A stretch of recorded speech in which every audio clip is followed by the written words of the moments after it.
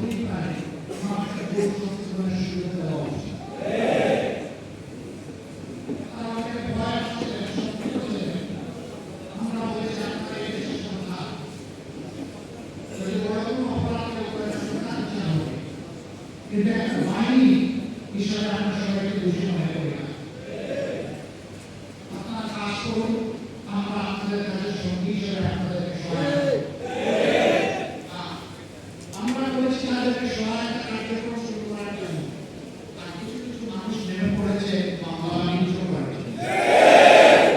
আমরা তা করিনি, আমাদের কেউ তা করেনি। আমাদের সুনির্দিষ্ট নির্দেশনা ছিল, কেউ যদি অন্যায়ের প্রতিবাদ পেতে চান তাহলে ওই অন্যায়ের সাথে জড়িত সুনির্দিষ্ট ব্যক্তি ছাড়া কারো নামে কোনো ধরনের অভিযোগ দায়ের করা যাবে না। এই জন্য জামাত ইসলামী সারা বাংলাদেশে